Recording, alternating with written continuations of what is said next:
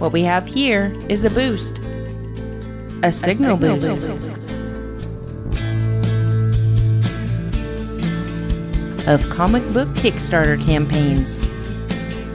Brought to you by the one and only Spoiler Country. These are the current campaigns that we think are awesome and you should totally support. By backing indie comics, you are supporting up-and-coming creators and getting new stories you won't get anywhere else. We talk with the creators to give you insight into the project and spread the love of indie comic books. Now sit back, relax, grab a drink, and listen to what we have to offer you today.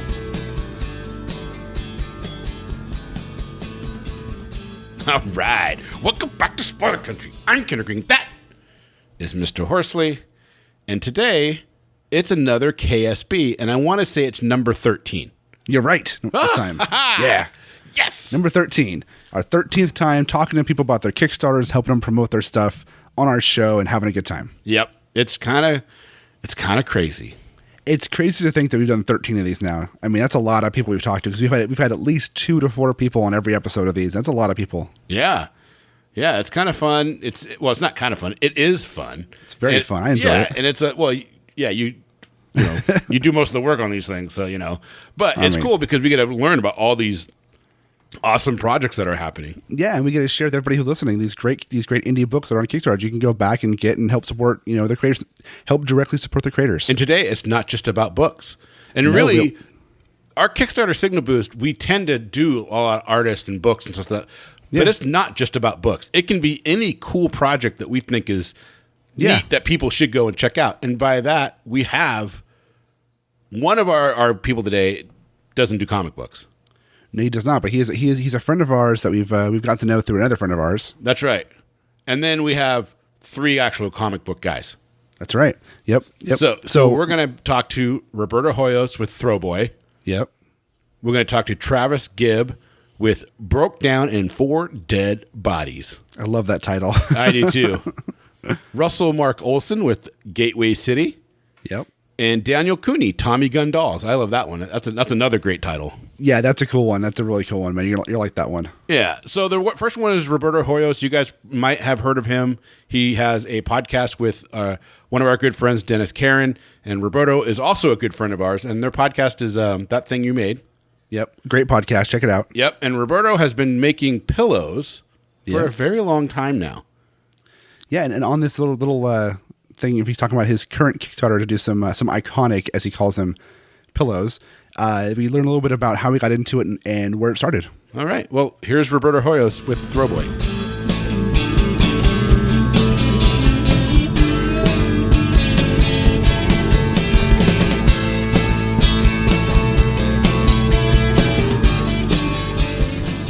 Hey, my name is Roberto, and I own a company called Throwboy. We make tech-themed, geeky throw pillows, and I just launched a brand new Kickstarter that is for a collection called the Iconic Pillow Collection.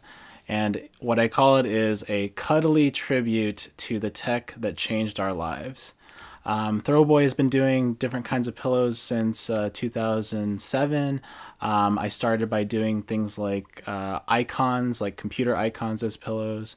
Recently we did the emoji pillows. We were the original ones to do like the poop emoji and all that kind of stuff. But my daughter will love that. My daughter loves the poop emoji. I need to hook you up then. Yeah. She has like 3 or 4 emoji pillows on her bed right now, and she always begs for like anything poop emoji is what she wants. Oh, dude, and see? like, why? See, and fun fact, Throwboy was the original to create the emoji pillows. So there you go. I'll have to tell her that. There's a lot of copycats out there. So. Oh, I'm sure there are. But yeah. So since we started with that whole tech scene, with the beginning was actually icons. We used to do computer icons, and I actually used to hand sew all the pillows myself. And since it's coming up on our 10 year, this is actually our 10th year of having throwboy.com, our website, our e-commerce website.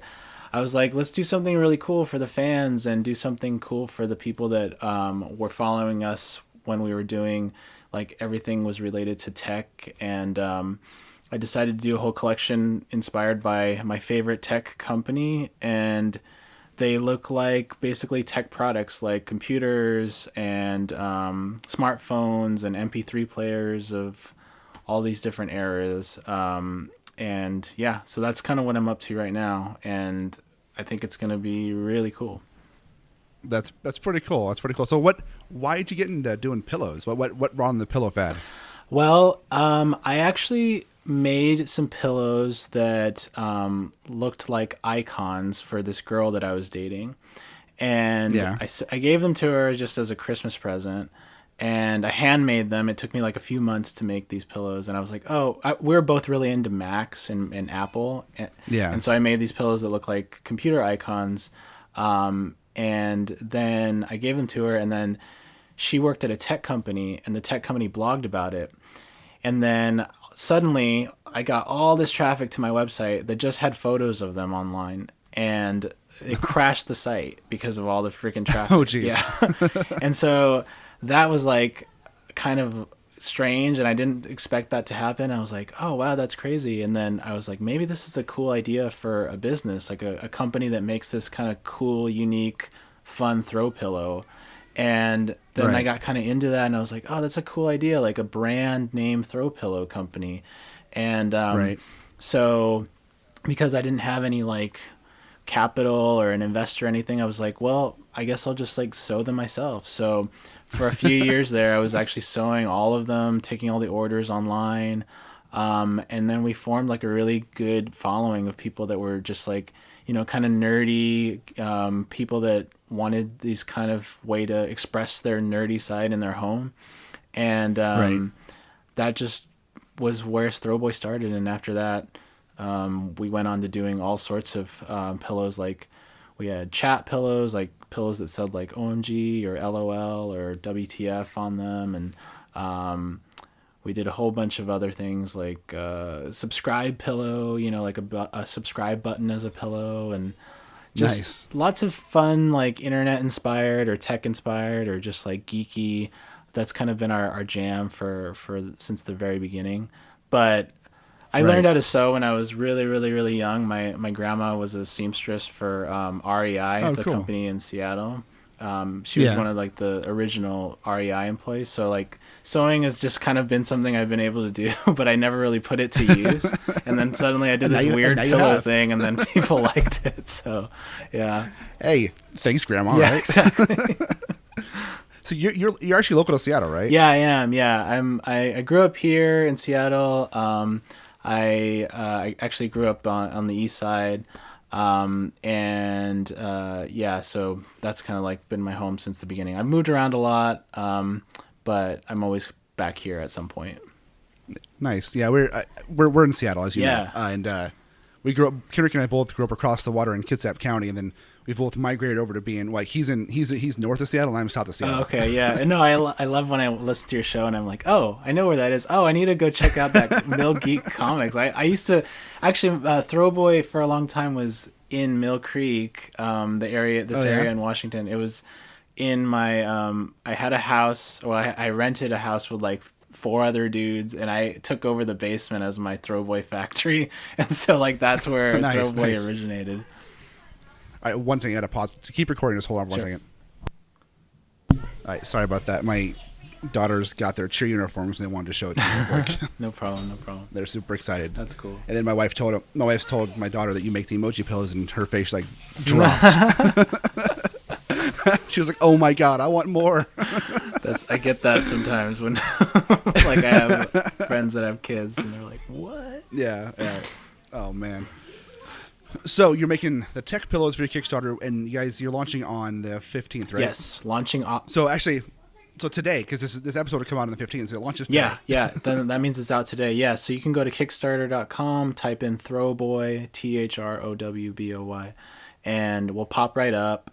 And we have a bunch of rewards. You can get there's 5 pillows in the collection. You can get nice. 1 pillow, 2 pillow, 3, 4, or all 5, the full collection.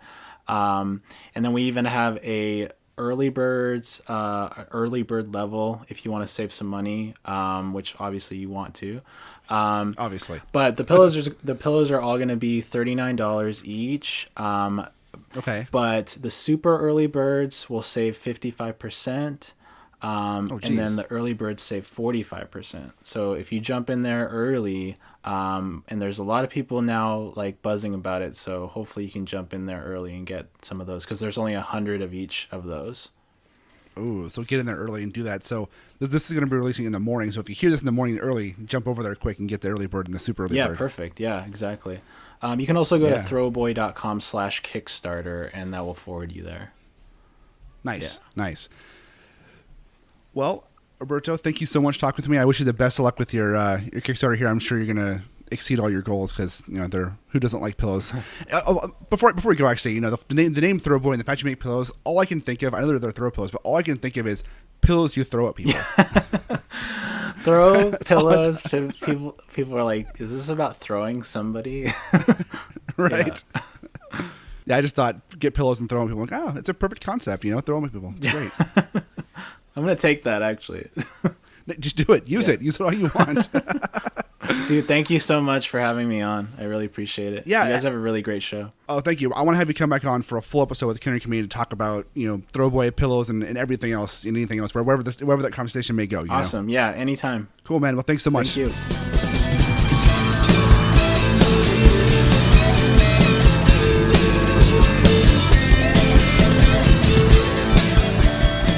And that was Roberto with Pillow Talk. That was Roberto with Pillow Talk. That was He's so funny. cool. Yeah, he's fun, a nice man. guy. He's a good guy, and him and Dennis have a really good podcast. It's a lot of fun. They have a great rapport together too. Yeah, it's a lot of fun to listen to. If you're making products from what you're creating, you should be listening to that podcast. Oh, absolutely, without a doubt. Yeah. Who's next? You want to get right into it? Let's get right into it. We could talk about Roberto all day and his pillows. I think he said a lot about it in his thing there. Everybody knows we love Roberto, but we love Throwboy. You think he said a lot? Were you not paying attention while you were talking to him? Do I ever pay attention? Of course I was. Don't give away my secrets. All right. Up next is Travis Gibb with Broke Down and 4 Dead Bodies.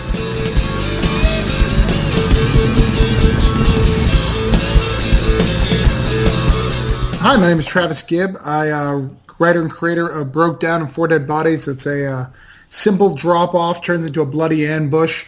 Basically, 2 gangsters that have to dispose of 4 dead bodies that are on the side of the road. So, when we're live on Kickstarter. So, how did this idea come to you? This sounds pretty interesting.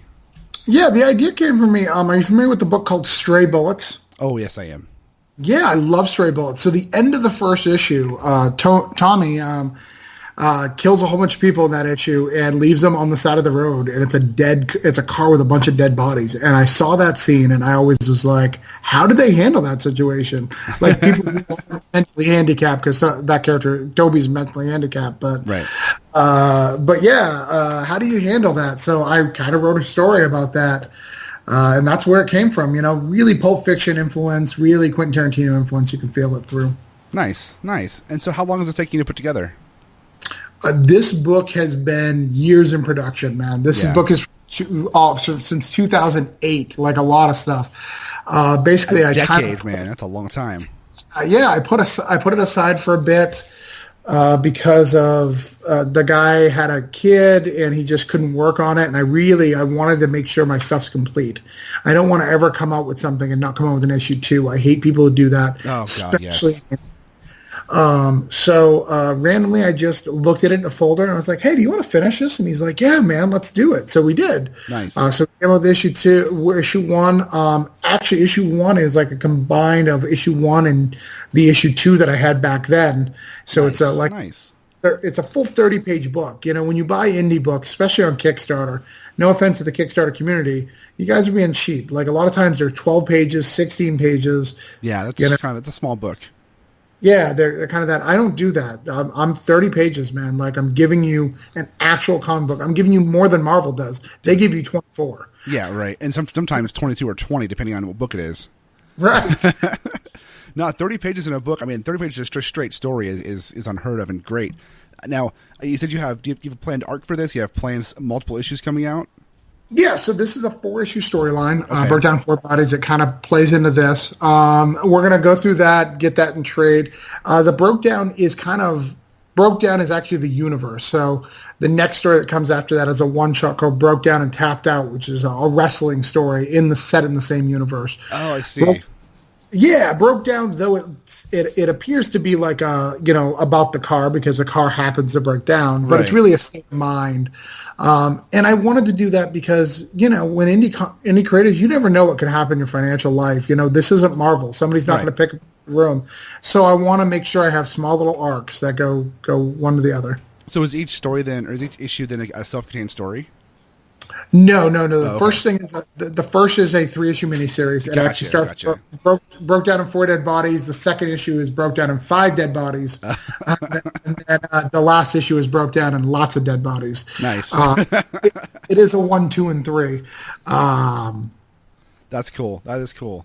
And you have that. I mean, I'm sure you've locked on the same art team for all 3 books. Yep. The same art team of everything. We're almost done with issue 2. Nice. That's what made me decide to go live with issue 1.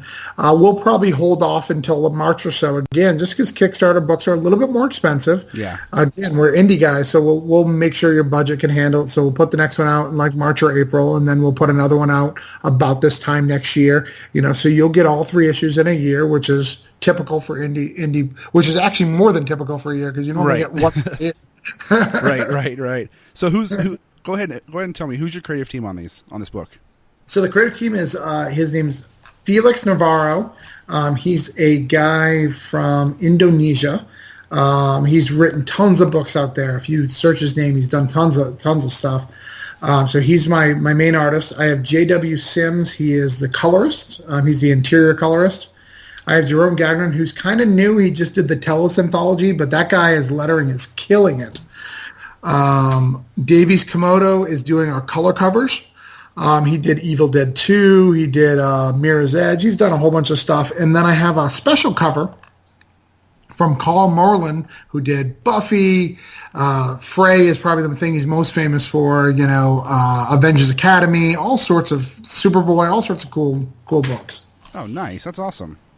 Yeah. That's really cool, man. So tell me a little about yourself. Is this your first foray into doing a book, or have you done more stuff before this? No. So I used to do things back in the day before Kickstarter, 2003, 2005. I did a book called Government Bodies was my first work. I did a backup story on that. Okay. That's done by Stefan Nilsson. He runs over up in Shock Point, Aftershock now. Aftershock, that's the name of the company. Oh, Aftershock. I like Aftershock. They put out some good stuff. Yeah, he's the product director, so he does nice. management. So he does that. I did probably the most famous thing I've been in. I was in Negative Burn. Are you familiar with that? Yes, I'm very familiar with Negative Burn. I love that series. Yeah, I happen to be in that book, so I'm basically as good as Neil Gaiman, Alan Moore. Right. Clearly, right? Exactly. Yeah, I mean, clearly, you've been in the same titles, and it makes you on the same. Yeah, right. I fully support that hypothesis. It works for Swamp Thing. Right, it worked for Swamp Thing. Everybody writes Swamp Thing is the next best thing every time. Right. That's what they tell me. You just got to write Swamp Thing to be golden, right? Right. But, so that's cool, man. So what issue of Negative Burn were you in? I'm in issue 21. Issue 21 when it jumped over to Image. Nice. So I'm in issue 21. I have a great zombie story with somebody who's actually else is big in the indie scene, Jules Rivera. She does a lot of things. Do you know Jules? I've known Jules. Yeah, I've known Jules for like 10 years. Yeah, she's in my. She used to live in my hometown, where I'm calling you from right now. She used to live here in Melbourne, Florida. She was my letterer and my inker for that. Nice. Yeah, Jules is awesome. I love her. I love her work, and she's just such a fun person to talk to. Yeah, absolutely. So yeah, I've been doing this for a long time, but I stepped away for a while, did family stuff, got married, got a divorce, got married again, the typical things you do. Typical life stuff, right? That's awesome, man. That's awesome. I'm excited for this. This is cool. Yeah, I'm back. I'm doing lots of cool things. I've got like 5 or 6 anthologies already, in the works, almost being done. So I'm back for a bit. I'm super excited to be back. Anthologies you're writing into, or anthologies you're editing yourself? Anthologies that I'm writing into, and I'm putting one together. So, nice. Yeah, nice. That's awesome. Do you mind me asking what your anthology that you're putting together is about? Yes. So mine is actually very, very different. It's called The Advocator. And what The Advocator is about is actually taking all these Kickstarters that are together and helping them learn how to market. So they're 4-page stories set in the universe of the book that you Kickstarted. So Broke Down for Dead Bodies has a 4-page story in it. Welcome to the Void, which is another book that just went through. They've been on the show. Yeah, welcome to the Void. He's got a 4-page story in it. So all the Kickstarters, probably in the last little bit, I've kind of contacted them, kind of put them together. All the ones who were successful, really like overfunded, put them together, and we're putting 4-page stories together and do kind of what Marvel does, right? They come out with these preview books right before Civil War. You'll get this little book of like these mini stories to tell you to buy all these individual books. That's what we're kind of doing. That's a cool idea. That's a really cool idea. Yeah, and what's cool about it is it's going to be on Kickstarter. I think the first one is October is our date. It's the creative teams own the rights 100%. So means they own the print right of this book in its entirety. They can print it, I can print it, and it just adds stuff to our table. Nobody's taking any money. It's just print copies. Oh, that's awesome. That's cool. So I might have to talk to you about that because I got a Kickstarter coming up that I've been working on that I might want to talk to you about in that one. Yeah, no, absolutely. Yeah, if you have a book that would fit in it, our only rule is you have to have been published before. Have you been published in something? Oh, yeah, I've been publishing lots of stuff. Yeah, you're good, man. I've been doing comics since 2002, writing and drawing. Oh. So, I mean, all indie stuff, but I've been published several times.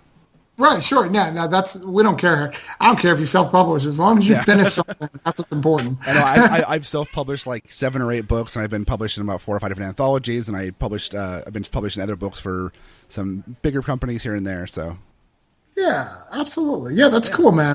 But yeah, we could talk about that. It's getting put together. We have about 2 books already in the can of teams together. Nice. We're working on the 3rd. We want to get 3 books, like the teams for 3 books all together, and then move them around in genres, right? So if you have a slice of life, let's kind of put all the slice of life together. If you're superhero, let's put all your superheroes together, because that's going to help you sell your audience, right? The goal is to sell more books. Right. You know, and cool.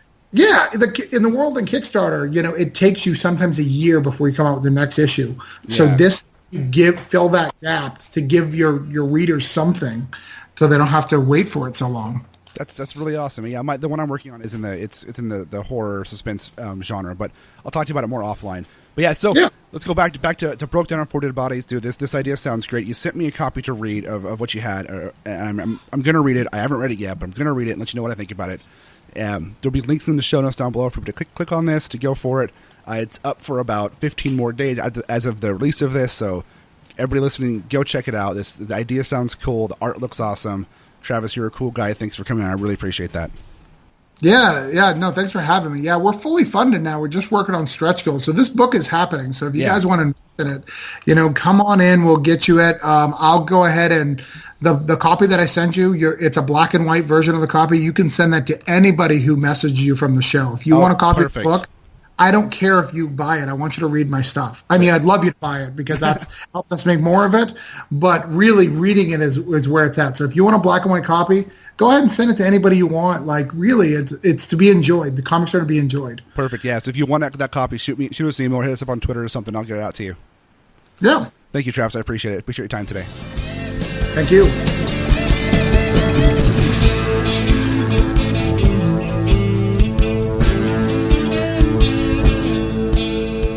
Travis was a lot of fun to talk to. Yeah, sounds like it. He's a writer, and he was in. What was funny is he was in Negative Burn. He had a story in Negative Burn with my friend Jules Rivera. That like, oh hey, I know Jules, and we kind of like had a moment over that. Like, oh, we worked in he worked on a story with somebody I'm friends with, that I've been friends with forever. Oh, that's cool. It's always kind of fun when you meet somebody that you have no connection with, and then you find out that they're friends with a friend of yours, and it's like, what? How did we not meet before? Yeah. And his whole concept, you know, a car breaking down and they finding dead bodies, and the whole universe of every story is connected because it involves a car breaking down or something along those lines is really cool. Yeah, it's very imaginative. Yeah. That's cool. It is cool. Who's next? Next, we have Russell Mark Olson with Gateway City. Nice.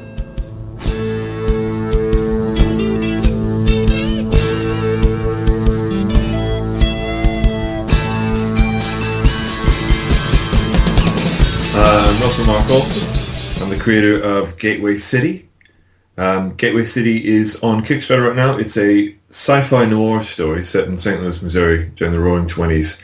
And the easiest way to describe it is Dick Tracy, but with aliens. That's in a nutshell. That's beautiful. I love Dick Tracy. I love aliens. Right on. That's awesome. I'm looking at the art right now, and as soon as you said Dick Tracy, I'm looking at the Kickstarter, and I'm on the first. I think it's the first full page in the Kickstarter, and that bottom panel with the guy driving, turning the wheel. I just thought Dick Tracy when it looked just like the old artwork from Dick Tracy with the hat and everything. Nice. Yeah, cool. I love Chester Gould. Yes. I mean, a lot of my inspirations are Golden Age and Silver Age comics, and fiction as well. Like there's a lot of Edgar Rice Burroughs in there to boot. Nice, nice. I love Burroughs. So it's just fun to be able to kind of it's like you're playing in a sandbox, really. Yeah. So are you the writer of the story? I write and draw. Yeah. Oh, you write and draw. Nice. Yeah. So where did you get the idea? What inspired you to write this story? What was the driving force to make this particular story? A couple of things. One is I'm from St. Louis originally, but I've been living in the UK for the last 10 years. Right. So a couple of years ago, I was I have since makes the heart grow fonder and all that. So I was just reading a lot of history books on Missouri and St. Louis, and just kind of as a way of connecting, I suppose. And I found out about all these gangsters. Right. All this sort of mob activity from even going back to like the 1900s, or sort of like 1910, a lot of like that kind of mob culture that we sort of now package in films and comics and everything else. I won't say that it all started in St. Louis. That's ridiculous. Obviously, it didn't. Right. Some of the kind of like the really like sort of mainstay tropes, like the guy who sort of introduced the Tommy submachine gun into that kind of like iconic mob gun. Right. Started using it, and he was from St. Louis, of course. And a lot of the guys who were involved in the St. Valentine's Day Massacre were from St. Louis, and I was sort of fascinated by this thing that I had no idea about. And at the time, I was also reading those Fantagraphic reissues of Dick Tracy, and and Dashiell Hammett's great, hard-boiled detective fiction, and I just was sort of noodled out some ideas, and I had some characters that I'd used in some things previously, and I just okay, let's see what happens if I can repackage it into this. And that's how it was born, really. That's cool. You see, St. Louis is my favorite U.S. city that I've never been to. Really? Because I have an affinity for the Cardinals, so I'm a baseball fan, right? And I'm from Seattle. I grew up in and around Seattle. My two favorite teams in the MLB are my American League team is Seattle, and my National League team is the St. Louis Cardinals. And that happens to become from my dad, because when my dad was a kid, he lived in Oklahoma, and his dad worked for the airlines. They would fly to St. Louis games all the time from Oklahoma and from Denver. So I grew up with my dad watching the Cardinals. He was obviously a Yankees fan, because everybody was a Yankees fan in the 60s, right? Yeah, but he was a big Cardinals fan, so because of that, I got this huge affinity for St. Louis, even though I've never been there. Right on. Lovely. Well, one of the cool things about the book is I've tried to put as many kind of real locations in it as well. So if you ever did visit St. Louis, you could take the book around and kind of say, oh, I know this building. I've seen that there. Use it as a tour guide, right? Yeah, absolutely. I mean, some things don't exist anymore. Like that's kind of cool as well. Is like put stuff in that you find out that has been like torn down or destroyed, and to kind of like reintroduce it, which is a bit, it's a bit like a palimpsest. Like, oh, I didn't know that existed. That's really cool. But yeah, the Cardinals, man. The Cardinals are fantastic. Dude, they are such a fun team to watch play. Yeah, I didn't realize until, kind of probably university, like meeting people from different backgrounds from different parts of the country, like how lucky we were in St. Louis to have the Cardinals. Yeah, I mean, it's the second greatest team in the history, after the Yankees, as far as wins and World Series wins and plays. And they're just fun to watch too. They're just a fun team to watch. I mean, any team that's ever boasted people like Stan the Man or Ozzie Smith. Ozzie Smith, dude. Ozzie was my guy growing up when I was a kid. I loved Ozzie. Yeah. Oh yeah. I love King Griffey Jr. for the Mariners, because I was my local team, and he's awesome. And then Ozzie Smith because he did backflips, and I thought that was just so cool. I know. I think that was probably like my primary reason for liking baseball when I was a kid, was like backflips. Right. They're doing backflips? All right. I'm in. Let's do this. Right. So back to the book real quick. I wanted to ask a question. You have it marked as Volume 1. Is Volume 1 a self-contained story, or is it like a part of a story for a bigger work? Yeah, it's yes, it's part of the story for bigger work. I would say it's self-contained as much as it's the first story arc. Okay. So it's I've produced 4 issues. The last one was published in May, I want to say. And so this is the collection of the first 4. It's basically it's an introduction to how it all starts, how the aliens get there. Gotcha. And it builds the kind of, that traditional ragtag team. Right. So we by the end, the kind of last panel, the team is all assembled. They more or less know now what they're up against, and more stories will start from there. So it's a self-contained story in so much that it has a beginning, a middle, and end, but it's not. There's more to the world, more to the story that's going to be told. Yeah, absolutely. And there are a whole lot of little mysteries and subplots that are hinted at. Nice. Which again might leave you scratching your head, but it's all because it's all about to kind of unfurl as the next few issues after this. That's cool. Well, so I'm looking at the Kickstarter again, and I got to say, one, I'm fascinated by your art style. It's really cool. But the Gateway City cover that's done like the old Rockwell paintings. Mm-hmm. Did you do that? Yeah, that is amazing looking. That looks really good.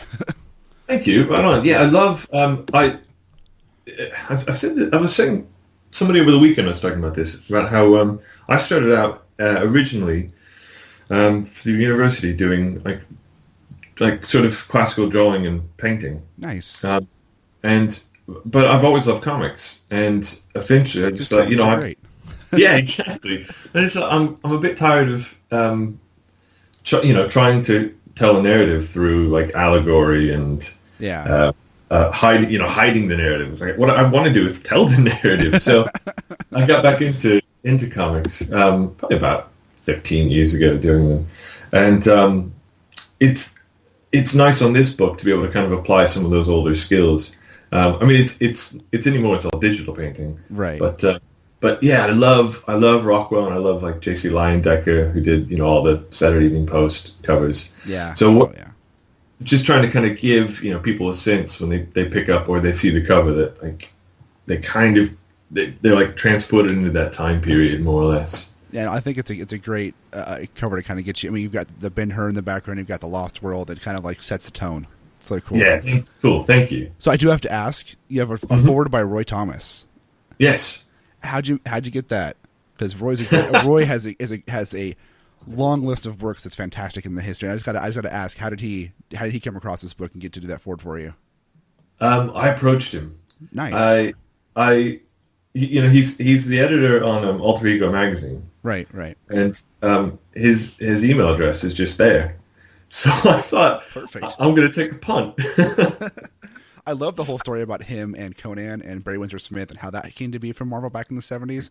Yeah. That whole story of how they got Conan and they got the licensing it's such a funny like 70s Marvel bullpen story, But yeah, I mean, like reading about like Marvel in the 70s, I don't know how it functioned. Right? How do they stay in business? Right? Yeah. But it's wonderful. Yeah, I've those Conan stories. I admired them so much growing up. Yeah. And then discovering that Roy was from Missouri as well as a kid was like, I came from like a real I didn't actually grow up in St. Louis. I grew up about 40 minutes south of there in a little sort of rural farming town called Hillsborough. Right. And so the prospect of ever somebody from the sticks like I was getting into comics and then to find that not only did people from Missouri like Steve Gerber and Roy Thomas make it, but to become editor in chief of Marvel Comics was just amazing. So when I knew I was going to put the collection out, I thought, what if I could get Roy to do the forward for it, right? And so yeah, I just sent the email and said, "Hi Roy, I think the first line was, I'm just going to give you the pitch right now, so if you want to throw this in your spam folder, you can." Perfect. and then went on to say, about I'm from Missouri and how much he inspired me, and yeah, he very, very graciously agreed to do it. That's awesome. That's really awesome. Like, the highlight of my career has been corresponding back and forth with him through email, because he's just such a lovely guy. Yeah. And he's still so busy. I know he's been working since the 60s, and he's still doing a ton of stuff. I mean, yeah. He and Stan Lee are still putting out that the Spider-Man newspaper strip. Yeah, right. I met the artist who's drawing it right now down in San Francisco last year. Right on. I cannot remember his name, but he was a really nice guy. Yeah, and it's so cool that's still going on, though. It is. That's so cool. Yeah, and a tip for anybody who wants a original artwork that's signed by Stan Lee: the guy who does the artwork for that newspaper strip sells the panels for like $300 or less. Really? Yeah, and every one of them is signed by Stan Lee, and I believe a lot of them are also signed by Roy as well. Right on. I'm gonna have to go find those. Yeah. I almost, if it wasn't for the fact that I was trying to fly home and running out of money, I would have bought a couple of them, and my wife would have killed me if I would have bought them, because they're like, we're trying to build a house. You can't be spending $600 on art. I'm like, but come on, it's Spider-Man and it's signed by Stan Lee. Yeah, this doesn't come around every day. Right. But I can't. I'll try to find his name for anybody listening to put in the show notes down below. The guy who draws it, but super nice guy, and I think he's based out of San Francisco or something like that. But it's cool. So back to your book, not other people's book. Sorry about that. It looks fantastic, man. I'm a huge fan of the art style. The story sounds great. I love detective work, detective or gumshoe, or stories where you have to solve a problem, where the reader is taking along this journey of trying to figure things out. That's my favorite kind of book to read. I hate books that are, I don't hate them, but I like books less that are linear to kind of like tell you a story. They can be good, but the books that get me intrigued and get my blood pumping are ones where I'm like, I feel like I'm part of the story because I'm trying to figure out the plot. I'm trying to figure out the ending while I'm reading it. Those are the best for me. Yeah. And yeah. You said it in, it's set in a cool time period. You got aliens in it too. Everything about this book sounds great. Right on. Jeez. Yeah, I just figured, I think for a lot of us, I'm not sure how old you are, but I grew up in the 80s. Yeah, I grew up in late 80s, late 90s. I'm 36. Yeah. Yeah, cool. I'm 37. So close. yeah. And, so much of films that were out and around kind of the late 70s and into the 80s, it seemed like it was either sci-fi or sort of gangster films. Right, a lot of them were. Yeah. And then, my dad, he was a classic cinema buff, so we always had, the old black and whites on as well. Right. And so many of those tended to be film noir. Yep. I think it wasn't until kind of putting this all together that I realized that, like, this is just the stuff I grew up with, and it's finally getting a chance to kind of play with it. And of course, I'm just going to cobble it all together because that's what we do. Right. You take a bunch of stuff you saw as a kid and you inadvertently put it all together in something new. Yeah, I mean, you wouldn't desegregate. You wouldn't not have your He-Man figures play with your Transformer figures. I totally did. They just did. Yeah, it just made sense. For me, it was my He-Mans and my Turtles because I wasn't allowed to have Transformers because they were too expensive. Right.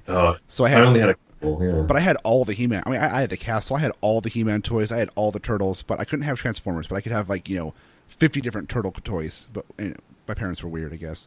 But we played. I took my sister's Barbie dolls and played with those too, with my He-Mans and shit too. So that's. Yeah, sure. You had to. I mean, I am not embarrassed at all to say that when I was 3, the thing that I wanted most was She-Ra's castle.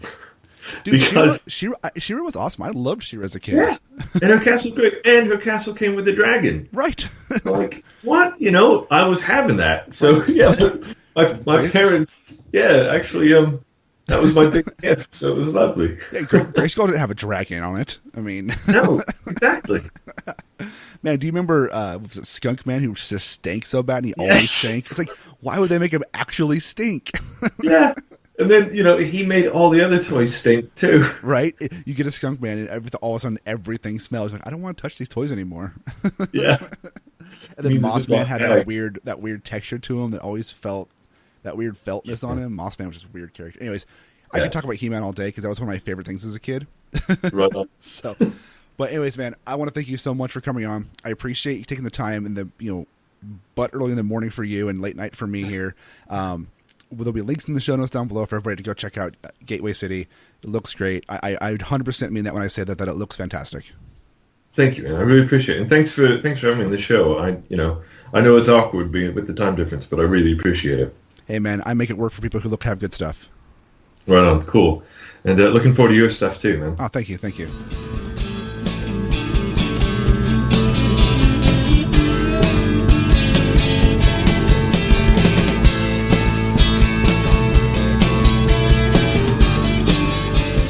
So yeah, that looks awesome, man. See, I love a good gumshoe. Like, I love Mike Spillane's Mike Hammer. I loved all the old Humphrey Bogarts. Yep. Like the Maltese Falcon and all that, man. I don't know, they're just fun, and I don't know, they're cool. And to add aliens into it, well, then you're just good to go.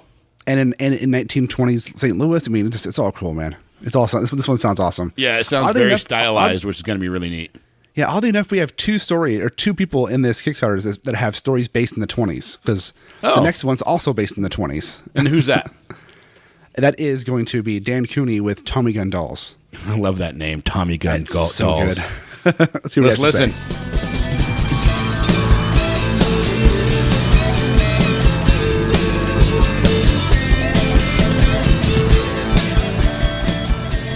Hi, I'm Dan Cooney, artist and writer of the Tommy Gun Dolls graphic novel, Volume 1 and Volume 2, currently on Kickstarter, continuing the story of Rouletta Lockhart, a burlesque dancer found murdered in the back alley of a mob-run speakeasy in 1928 San Francisco. A cross-dressing con artist named Frankie befriends some of the girls in the club to find out who murdered her and why. Nice. So why'd you pick San Francisco? Well, what inspired the story, Tower Records, Tower Books, remember them? Oh, yeah. Back in the early 2000s when I was living in Sacramento, I grew up near there. I was taking a stroll, and what I usually like to do is go into the bookstore in the evening and just kind of peruse the shelves. I found a crime anthology book on true crime. Nice. There was this blurb about a woman who had a very masculine voice, had a penchant for wearing men's clothes during San Francisco gold rush days. And to make a living to get by, she would catch frogs in the bay, sell them to the French restaurants. Oh, interesting. She was a bit of a silver tongue, fast talker, just a survivor. And she got into an altercation with a street pimp in the financial district. And somehow she had the other girls rally to her cause, or they were inspired by her feistiness, her just not going to be putting up with any of the guff that being oppressed. And they beat him up and took his money, and they became the first all-female gang of a crime gang, I guess you would call them, back during the day. That's crazy.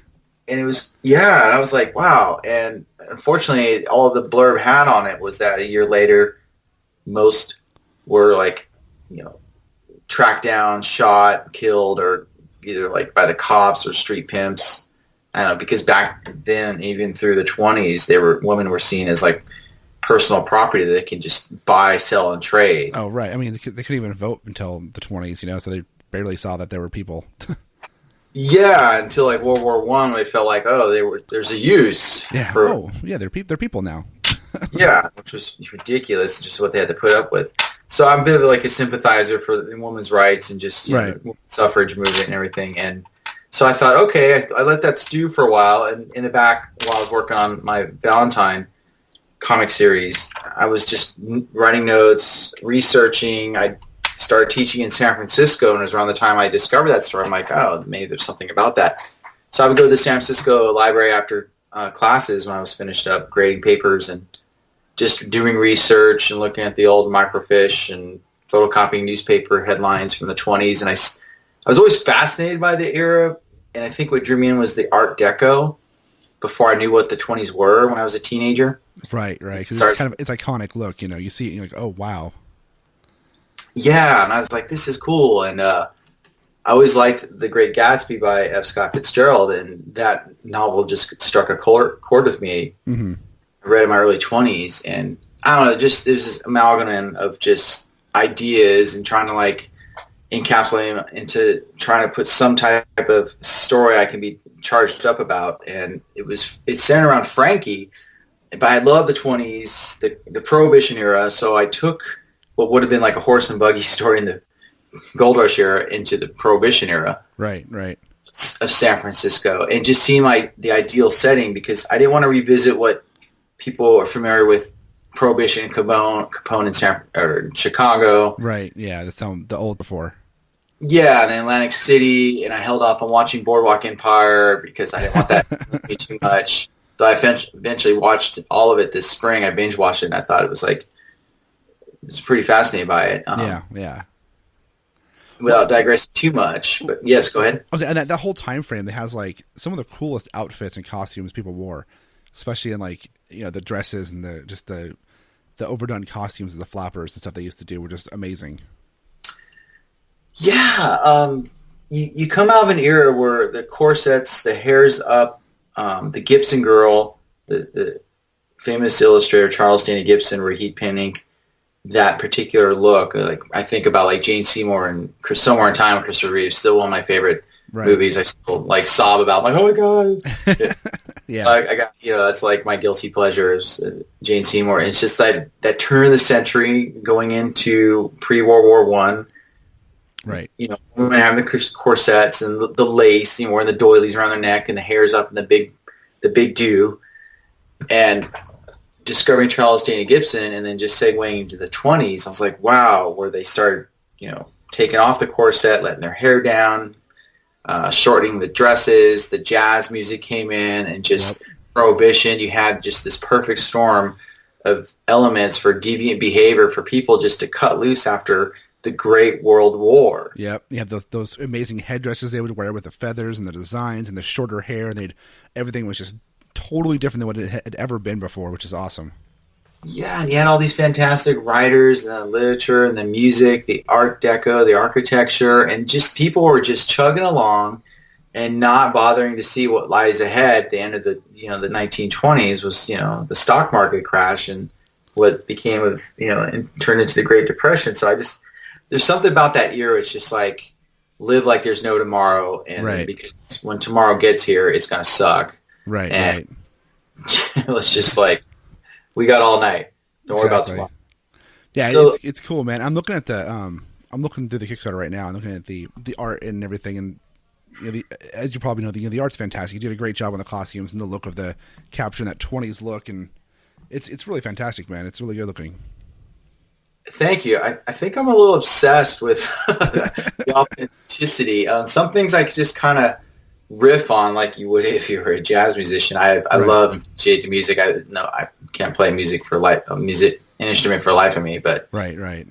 I like to say I'm an artist who likes to write, and so that's where I see the challenges of visual write. Like I see the scenes, I can hear what the characters are saying, but then I have to kind of jot things down, put it together like Jenga, just words and pictures, and then research would the characters say this or how would they say that, and then the exchange, and then really going from there, trimming the fat. And I almost work like Marvel style. I have a plot, and I know the scene's going to probably be 3 pages, but then I'm like, wait a minute, maybe this panel needs to be larger, but does this serve the story? Maybe it's just me being a fan. Right. I want to see a flapper, just kicking ass with a couple of Tommy guns and just tearing the shit out of bad guys. All right, let's make it a splash page. Let's do it. You have the power to do that. I want to have fun because that's what I love about it. I don't want to be so treated as though, it's work, it's a commitment, it's a drive to just strive to improve from one panel page to the next, from the one book to the next, trying to build on what I established. But I want to have fun too. Right. Yeah, of course. But also, I need to keep myself in check, and also those I trust around me who are going to edit the work. And then sometimes I may just say, okay, well, I'm still leaving that in. And I think it looks cool. And I have to remember to have fun with it and not take it too seriously, because I get pretty uptight about it's got to be I got to do it for me. And if people like it, cool. Because if I pander or expect a certain type of tone that's going to please a group, or you can't please everyone, you don't want to alienate, especially in this day and age. But also, you just got to take chances, and if you're gonna piss someone off, then it's not for them. They can look away or chastise me on social media, but it's still my story, my book, and I want to tell it the way I want to tell it. At the end of the day, if you're not happy with it, you're not going to want to keep going. Good point. Because there are days where I'm like, am I pulling my punches? And I'm like, you know what? Sleep on it. Maybe I'll just pin up, or catch up on a commission, and I come back to the page tomorrow at the scene, and go, no, I'm going to stick to it, and I'm just going to like screw what people think. This is what I'm going to do. There's a thing about being an artist and a writer that I'm sure you've experienced, and I've do it all the time, but I've only recently come to terms with what it is, where you're sitting and you're doing essentially nothing, and you feel like you're wasting time, but the time in which you're not doing anything, quote unquote, your brain is off doing its own thing in the background. Then when you come back to your work, you're able to pour out this amazing thing you never thought more than what you were thinking about before. All these new ideas come to you because you had that break from just not pushing yourself to good, in a spot where you're not inspired. I find myself where I'll be at the art table, I'll be inking, or I'll be drawing, I'll be at my computer writing, and I'll space off, and I'll just like find something else to do for some reason. Or I'll grab a book and start reading something, or I'll flip to a website, and then I'll be like, oh shit, I should go back to drawing. And when I go back, it's like things are flowing way better. It's weird that way sometimes. I can totally relate to that. Because when I was getting ready to do a Kickstarter, it felt overwhelming. Like, oh my God, I'm doing this again. And then I'm looking at the first book. I'm like, how did I even maintain this level for that many pages over? Because the longer you work on something, the chances are you're not going to get it done. I don't know. There's just life happens. I'm a family man. I have a day job. I'm not 28 anymore. I'm 48. Right. Yeah. I know my energy level is not what it used to be. So I have to work smarter, not harder. I think because I have kids, I use my time more efficiently than I used to.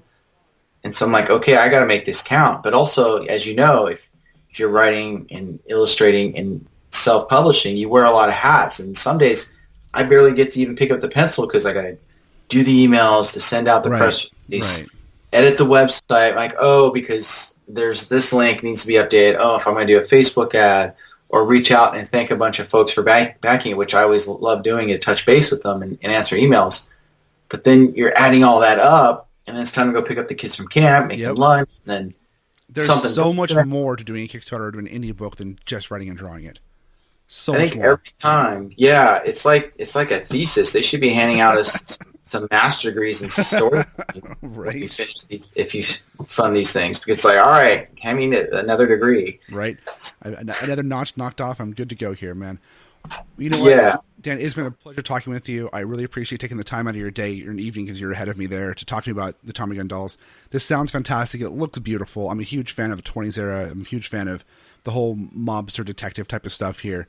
I wish you the best of luck on this Kickstarter. And everybody listening, there'll be links in the show notes down below to check it out. I'll be tweeting it out. You'll be able to find it if you're hearing this on our show here. So, again, thank you so much for talking to me about your book. I appreciate you coming on, making time for me today. Hey, John, thank you. I appreciate taking the time. It was a pleasure to speak with you. I'm thankful for the opportunity. And, folks, go check out the Tommy Gun Dolls Volume 2 and find out what happens. You learn more about the story. It's called Double Cross on Maiden Lane for a reason, folks. So check it out. Things get pretty dark in this, but they're still cutting a rug and knocking back bathtub gin and dancing the Charleston. So sounds good, man. Time. Thank you so much. Thanks, John.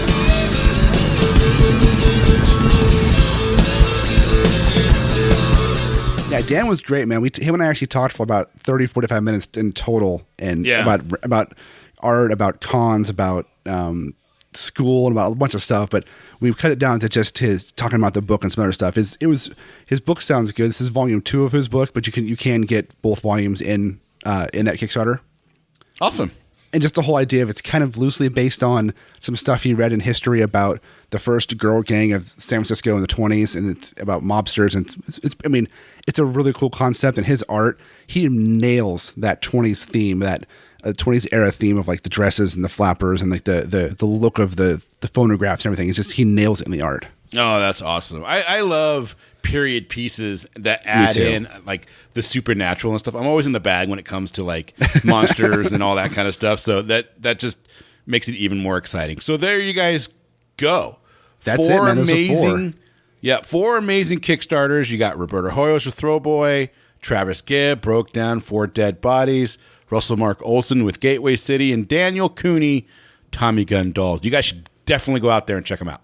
Yeah, check them all out. If you can, give them all a back. Give one of them a back. Give any of them a back. If you can't back them, definitely make sure you share the posts out for them. Yeah. Or if you don't share our post out, share their Kickstarter links out, because shares go a long way. Yep, shares do go a long way. And share ours out as well as sharing theirs out. Yes. Yeah, share ours with everybody, because everybody should love what we do. That's right. I think that's a show, right? That's a show, man. It's late. I got to get this edited before tomorrow, because we're recording this the night beforehand, not ahead of time. So Nice. Well, Yeah. there you guys go. Don't forget, we are heard everywhere podcasts are heard. we are. And if you want to talk to us, you talk to us on Twitter at spoiler_country. You can email us at spoilercountry@gmail.com. You can check out our website, scpod.net, for articles and all of our blog posts, and all of our podcasts are up there as well. So we have some great guest posts up there on some Universal Monsters and Dracula stuff by Jay Roach from My Worst Holiday. Yeah. You can catch us up on Facebook. You can catch us on Instagram, anywhere you want to go. And if you do want to leave us a voicemail for some reason, because we'd love you if you do, you can give us a call at 707-656-2080. One more time, 707-656-2080. And in oceans of podcast, we are Cthulhu. Don't forget, open your mind. And read more. See ya. I don't know why I said that. I like it. It works. There you go.